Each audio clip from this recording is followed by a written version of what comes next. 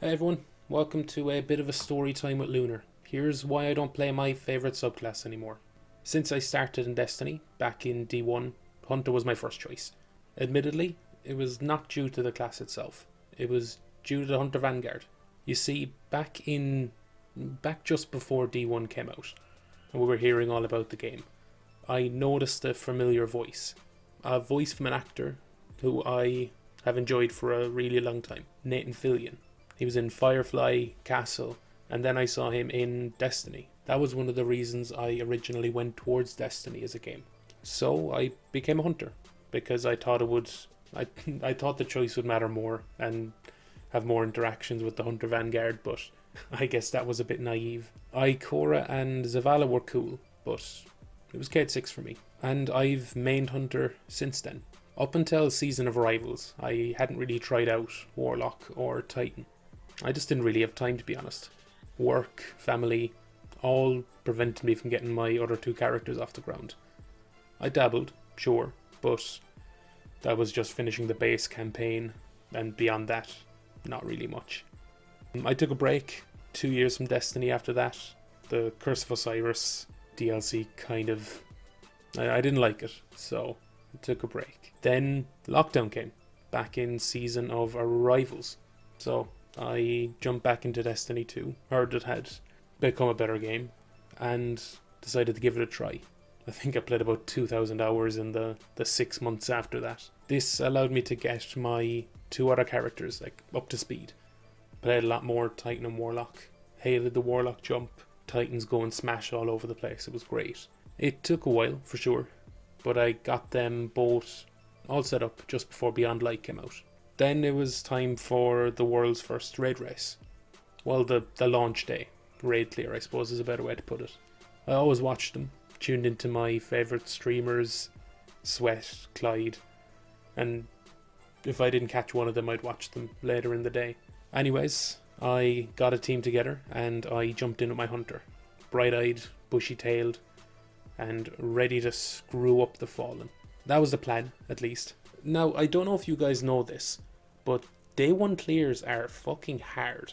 I got my ass beat more times trying to defeat Atrax than I can even count. We got through in the end, but it was definitely far from easy. This is when I first started to think that maybe Hunter wasn't the best for endgame team activities. Sure, it was great for keeping you alive with Invis Hunter and smoke grenades, but you can only res one person. If people go down due to negligence or something like that, you don't really have a counter. Other classes do, throwing up a barricade, putting down a rift, throwing a healing nade, but hunters really just don't have anything like that. But I really enjoyed playing my hunter. This all went through my head a lot, going through Season of the Chosen, Season of the Splicer, up until Fall to Glass. When Fall to Glass came out, I debated a little bit, but realistically my hunter was the only character in a position to really do well in the day one raid race. Full disclosure, I didn't play Fall to Glass in D1. Didn't have friends to play with. It was hard to find a team when I really started getting into it. The only raids I have done D1 were King's Fall and Crota, so I am super excited for more reprised raids to come out.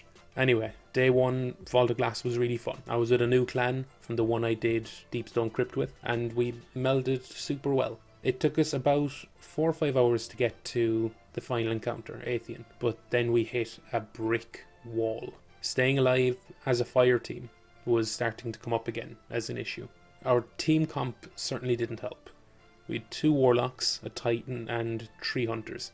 In non-day 1 content, this is perfect, but when reses matter, when keeping your teammates alive matters, it just wasn't cutting it. We were getting through 1 or 2 rounds of oracles before we'd have 3 or 4 wipes, or not wipes, but 3 or 4 players down, and we just didn't have the tokens to keep people alive, really. It did not go well. We were in Atheon's throne room for about 9 hours in total. I ended that night 12 hours after starting the raid, trying to fall asleep with the sounds of oracles playing in my head. It was tough. We sadly didn't get a day one clear of VOG, but my team still had a good time. For me as a hunter main, it brought the question up again of whether changing the class I main would be beneficial.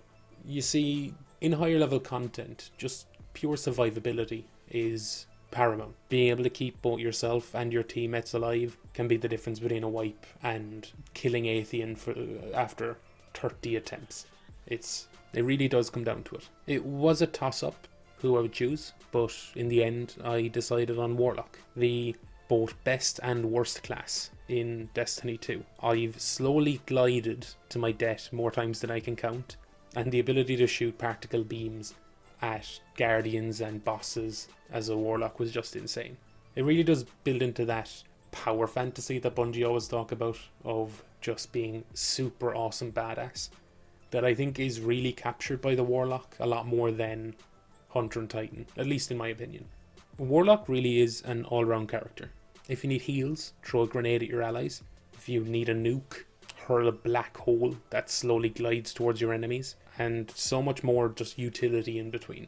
So, over the last, 3 months since Vault of Glass, I've almost exclusively played Warlock, obtaining better rolls on my armour, grabbing the exotics I never got from Lost Sectors and World Drops, just building a really solid baseline for a Guardian. It's a weird thing. I love my Hunter to bits. Had so much fun through D1 and D2.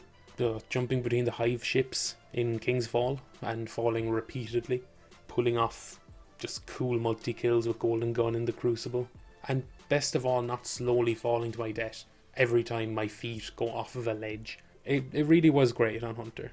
But I feel to improve as a player and be more of a jack of all trades, I suppose, and more importantly to forever fall to my death, slowly gliding as my imminent demise approaches. Warlock is the next big step. Now here's hoping I only suck a little bit during Witch Queen. Anyways, thanks for checking out the video. If you want to see more like this, be sure to subscribe. Thanks.